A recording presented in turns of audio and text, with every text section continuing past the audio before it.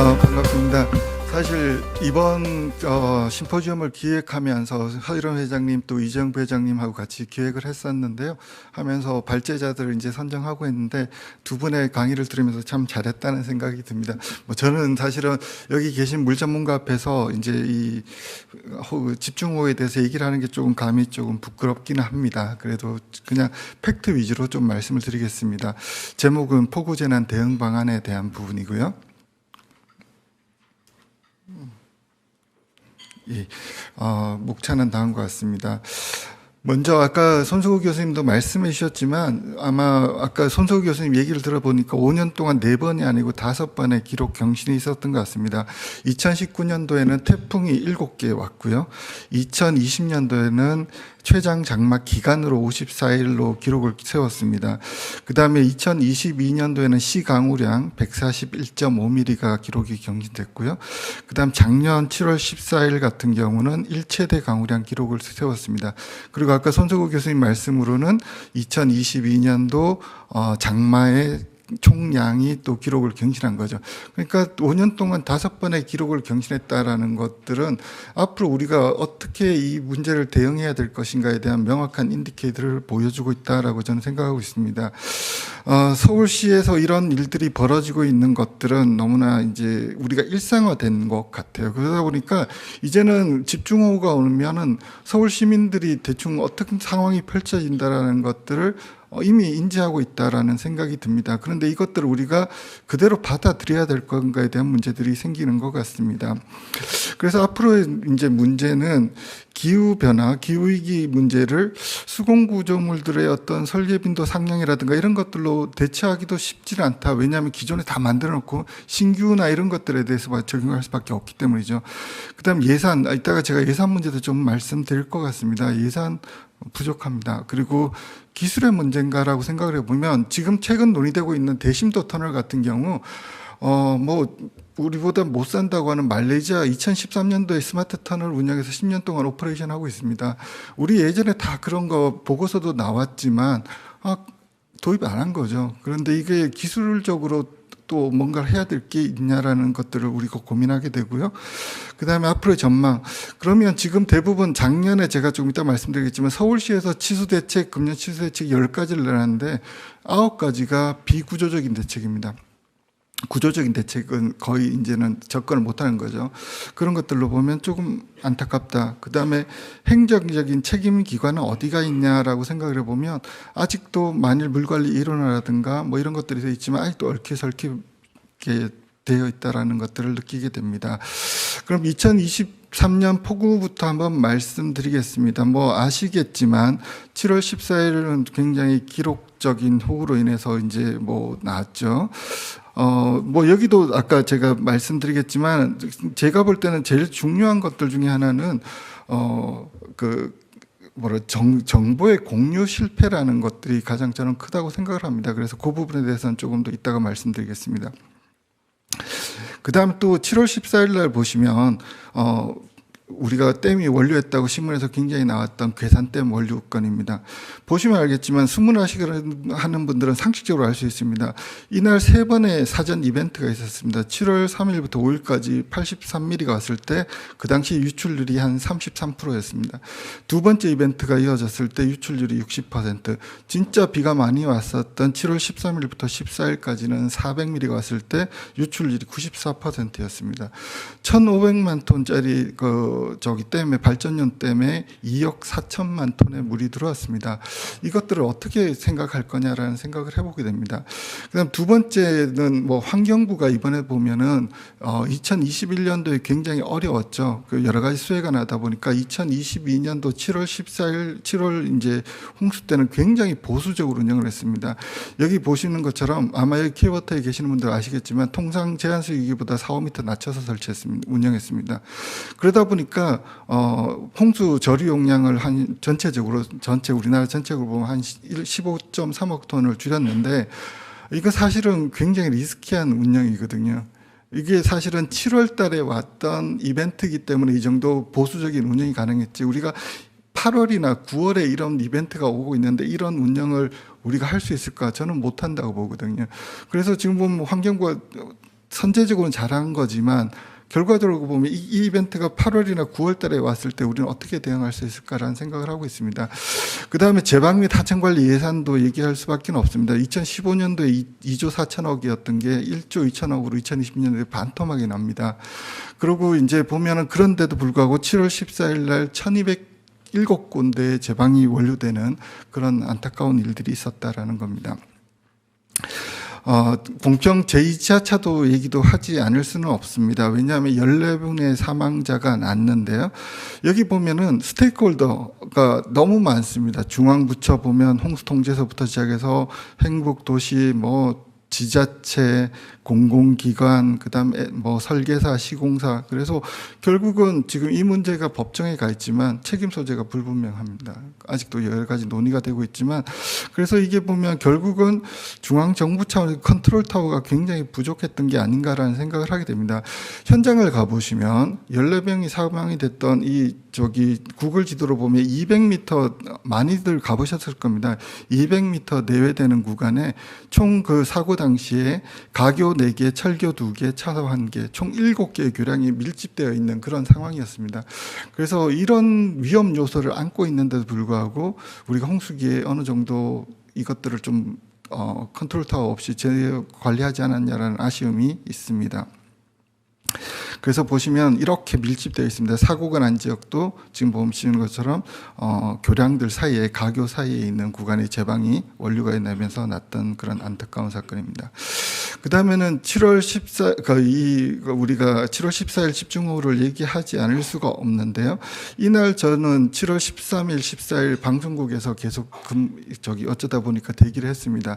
근데 그때 많은 분들의 핵심, 그 방송에서의 핵심 뭐냐면 서울 지역 침수, 작년 우리가 8월 집중호우 때문에 서울 침수 문제만 갖고 막 했어요. 그래서 서울이 비가 많이 안 오니까 사람들이 괜찮네라고 생각을 했습니다.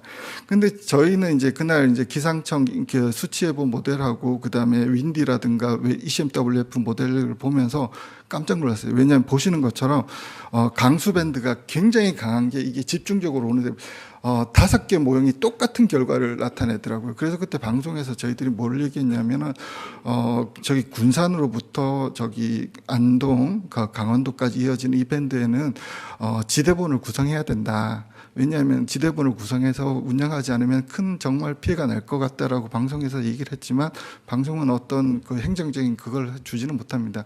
결국 이 상황에서 그 밴드에서 이런 사건들이 났던 것들이 좀 지나보면 좀 안타까운 일입니다. 지금 보면 우리가 결국은 필드에서 일하는데 하천에 관련한 지자체의 관리 능력이 턱없이 부족합니다. 예를 들어서 보면 경기도에서 좀 여유가 있는 여주시 하천과의 인력이 12명 있다고 굉장히 자랑을 합니다. 여주시가 굉장히 많다라고 하지만 여주시에 국가하천 4개, 구간, 지방하천 32개, 소하천 168개가 있습니다. 12명이 관리를 합니다. 여기보다 좀 더 많은 지역은 경기도 광주시입니다. 지자체 중에서 아마 하천이 제일 많은 지역 중에 하나인데요. 거기도 10명 내입니다. 그나마 10명씩 있는 구간들이 굉장히 없고, 그 다음에 특히 이제 경상도라든가 전라도 쪽으로 가면 인구 소멸, 지방 소멸에 따라서 이 부분에 대한 관리 인력 예산은 턱없이 부족하기 때문에 이런 문제들이 계속 문제를 일으킬 거라고 생각을 하고 있습니다. 이 그림은 김병식 교수님 여기 오셨는데, 김병식 교수님이 기후변화를 얘기할 때 이제 주로 그리셨던 그림입니다. 결국 저희가 보면은 해저드, 익스포저 리스크에서 결국 줄여줘야지 된다라는 건데, 결국 이 그림은 다 알고 계실 겁니다. 그러면 누가 얼만큼 줄여줘야지 이거를 얼만큼 리스크를 줄일 수 있을까? 우리가 비구조적 익스포저를 얼마만큼 줄일 수 있을까? 이런 거에 대한 우리가 정량적인 기준이라든가 이런 것들이 전혀 없다라고 하기 때문에 계속 이런 것들이 반복되지 않을까라는 생각을 하고 있습니다. 그래서 많은 분들이 이제 구조적인 대책, 비구조적인 대책은 다 알고 계시지만 지금 현재 대부분의 그 정책 당국에서는 비구조적인 대책에 포커싱을 맞추고 있다라는 겁니다. 근데 이제 비구조적인 대책은 다들 아시겠지만 결국은 인명 피해를 감소시키는 정도의 재산도 어느 정도 재산 피해도 감소시킬 수 있지만 궁극적인 수혜를 감소시키지는 못하기 때문에 우리가 중장기적으로는 구조적인 대책에 대한 마스터 플랜을 짜야 되지 않을까라는 생각을 하게 됩니다. 이 그림도 뭐 이거는 이제 김병식 교수님이 제공해 주신 그림인데요. 다들 아실 겁니다. 보시는 것처럼 우리가 푸른 계통에 있는 것들은 우리가 구조적인 대책에 해당되는 거고요. 노란색이라든가 붉은색 계통은 우리가 결국 비구조적인 대책에 대한 부분들이 될 것 같습니다. 근데 이제 우리가 이런 걸 하면서도 여기 이제 나와 있지는 않지만 요즘 최근에 이슈가 되고 있는 대심도 터널에 대한 얘기들이 있습니다. 곧 터키로 이번 달 중으로 발주가 된다고 합니다.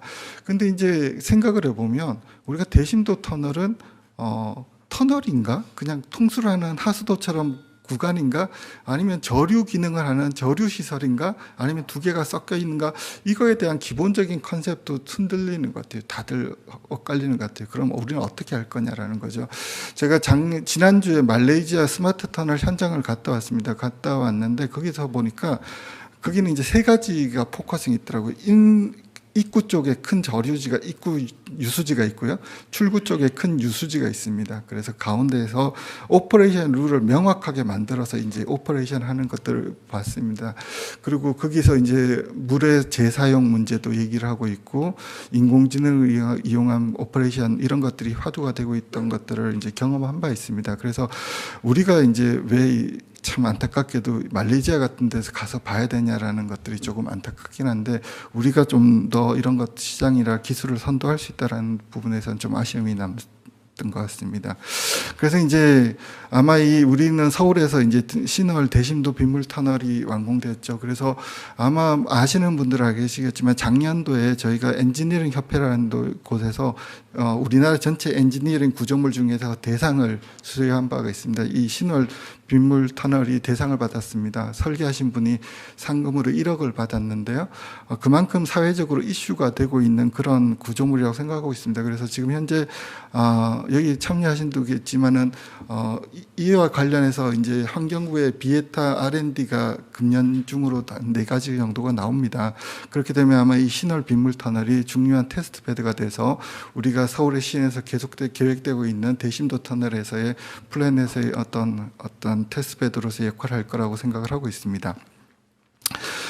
이건 빗물 저류 사업들은 빗물 저류 사업들이 유역에서의 영향을 어떻게 끼치나를 보면 이 빗물 저류 사업은 거의 90% 이상이 행안부 사업입니다. 행안부 사업이다 보니까 하천관리회 쪽에서 보면 이것들을 지자체에서는 알고 있지만 우리 그 환경부라든가 물유역청에서는 이런 거에 대한 정보들이 굉장히 좀 부족하기 때문에 이런 것들도 우리가 같이 고려를 해줄 필요가 있다고 생각을 하고 있습니다. 그래서 지금 서울시 같은 경우는 그냥 단기적으로 이런 조그만 가성비가 좋은 이제 치수 수단을 주로 이용하고 있는 걸로 알고 있습니다. 그래서 이제 우리가 뭐 지하 차단 시설 같은 것들은 오송 지하차도 사건에서 굉장히 돼서 지금 현재 전국적으로 위험 시설은 160개 정도 되는 것 같아요. 그래서 거의 대부분 전국 도로가에서 이것들은 설치하는 것으로 우리가 지금은 협의가 된 상황으로 알고 있습니다. 그리고 이제 아시겠지만은 이제 재해 지도, 홍수 위험 지도도 있고요. 근데 이제 일본 같은 경우는 홍수 위험 지도가 부동산 거래 시에 통보에 의무화가 되어 있습니다. 일본도 이것들을 부동산 시세 하락의 문제 때문에 굉장히 주저를 많이 했지만 결국은 이것들이 통과되는 데까지 걸렸던 시간이 한 4년, 5년 걸렸다고 합니다. 그래서 우리도 이런 정보들을 적극적으로 활용할 필요가 있지 않냐라고 생각하고 있습니다. 그리고 아시는 것처럼 플러드 맵이라든가 세이프 맵 같은 데서 적극적으로 볼 수 있습니다. 요거는 이제 서울시에서 작년에 시범적으로 운영했던 도시 침수 예측 시스템입니다. 그래서 많은 분들이 잘 모르시는 분들이 많은데요. 지금 서울시에서 운영하고 있습니다. 그래서 사실 기상 예보도 불확실한데 침수 예보까지 가는 게 굉장히 리스크는 있지만 서울시에서 이 부분에 대해서 지속적으로 투자를 하고 있는 사업으로 그렇게 알고 있습니다. 그 다음에 뭐 비구조적인데 1:1 서비스라든가 뭐 이런 것들이 있습니다. 자, 그러면 이제 그 제한된 자원과 시간으로 우리가 어떻게 할 거냐라는 생각을 하게 됩니다. 우리 여러분들 다 아시겠지만 하천 공사비가 소하천 같은 데도요, 1km 공사하는데 평균 100억 듭니다. 좀 이해가 안 되시죠? 왜 그러냐면 예를 들어 제방을 높이면 교량도 같이 그러니까 하천공사인데 뭐 교량공사비가 훨씬 더 많습니다. 그래서 이런 많은 수계 내에서 금년에만 1,200개 정도 제방이 붕괴됐는데 이것들을 어떻게 할 건가, 유지 관련 어떻게 할 건가에 대한 우려들이 있습니다. 그래서 결국은 하천 사업이라고 가보면 제방공사비보다는 다른 공사비들이 훨씬 더 과증하다. 그 다음에는 또 지방에 가보시면 굉장히 좀 슬픈 얘기들이 있는데요. 500억 들여가지고 그 공사를 했는데 피해 주민은 3가구 있는 경우도 있습니다. 그럼 결국 이 3가구를 위해서 뭐 100억, 200억을 투자를 해야 될 거냐라는 문제에 부딪히게 됩니다. 뭐 우리가 상식적이면 차라리 그 지역 토지 매입하는 게 훨씬 나은데 그럼에도 불구하고 지역의 균형 발전, 그다음 지역 지자체 예산 문제 때문에 몇 가구를 위해서 몇백억 쓰는 이런 안타까운 일들이 지자체에서 실제 벌어지고 있습니다. 그 다음에는 이제 환경부의 역할에 대해서 잠깐 말씀드리겠습니다. 제가 공무원 연보를 보면서 자료를 조사해 보니까요, 물관리 일원화 이후에 환경부의 공무원 숫자는 한 1,000명 정도 늘었습니다. 근데 이제 국토부가 그러면 1,000명이 빠졌냐라고 생각을 해봤는데 국토부가 1,000명이 빠지지는 않았습니다. 국토부는 3,800, 한 4,000명 수준에서 조금 줄다가 거의 유지하면서 가고 있더라고요. 그 얘기는 뭐냐면은 물 관련 인력들이 굉장히 많이 왔지만 환경부가 예산이 인력은 좀 많이 늘었다. 그럼에도 불구하고 그러면 1,000명이, 그러니까 환경부가 예전에 한 1,800명 있던 조직에서 2,800명 정도까지 늘었으면 1,000명 그만큼 물 관련 예산이 증가됐냐? 그건 또 아닌 거죠. 그래서 보시는 것처럼 거기에 준하게 최소 3분의 1 이상은 물 관련 예산, 그러니까 치수 관련 예산이 증가돼야 되는데 그렇지는 못했다라는 거죠. 오른쪽에 보시는 그림은 이제 뭐 서울시라든가 이런 쪽에 치수 예산들이 어떻게 되고 있는가라는 부분들을 보여주는 그림입니다.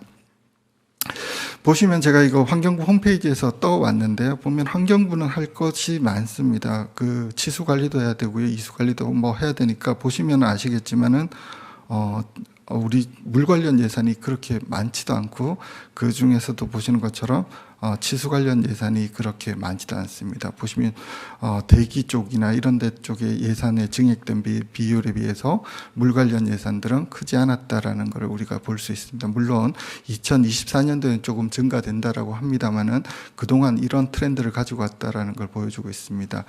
이 부분은 잠깐 넘어가도록 하겠습니다. 이것도 저희들이 이제 향후 문제가 되는 구간이긴 하지만 결국은 이 복잡한 이 일관성과 객관성이 떨어지는 빈도에 대한 문제들은 어느 정도 우리가 통일을 봐야 될 것 같다라는 생각을 하고 있습니다. 마지막으로 제언을 드리겠습니다. 그 환경부하고 행정안전부가 있죠. 수해 대응에 대해서. 그러면 역할을 좀 구분해 볼 필요가 있겠다라는 생각을 하고 있습니다. 그래서 결국은 구조적인 대책, 비구조적인 대책을 어떻게 누가 할 거냐라는 것들을 좀 고민해 볼 필요가 있습니다. 그 다음에 지자체의 대응 능력, 위기 대응 시스템에 대해서도 우리가 좀 더 고민을 해볼 필요가 있다라고 생각을 하고 있습니다. 제가 아까 7월 14일 사례에서도 분명히 300mm에서 500mm 강우가 예상됐는데도 누구도 지자체의 지대본을 구성해라라고 명령을 내리지 않았다는 거죠. 그런 것들이 좀 안타깝습니다. 그 다음에 지속 가능한 수정 관리를 위해서 좀 더 많은 예산들이 나와줘야 되는데 그런 것들이 필요하다고 생각하고 있습니다. 마지막으로는 그렇습니다. 기후 위기와 관련해서 특정 부처 보면 독일, 그 다음에 선진국들 보면 기후 관련 부서들이 있습니다. 독일 같은 경우 기후 관련 기후 재무부인가 뭐 그래서 재무부에 기후 관련 부서를 떼기도 하고요. 대부분 국가들이 보면 기존 부서에다가 기후 위기라는 말을 붙여서 같이 부서를 만들기도 합니다. 그럼 우리나라는 그런 것들을 어떻게 할 거냐라는 문제들이 있습니다. 그 다음에는 환경부에서 결국은 치수 사업은 개발 사업인데 이 문제와의 조정 기능, 예산 문제, 규제 기관의 특성 문제, 무엇보다도 이제 지자체의 협업 기능 문제, 대규모 재난 대응 능력 문제 이런 것들에 대한 것들을 고민해 볼 필요가 있다라고 생각을 하고 있습니다. 좀 두서없이 말씀을 드렸지만 여기까지 발표를 마치도록 하겠습니다.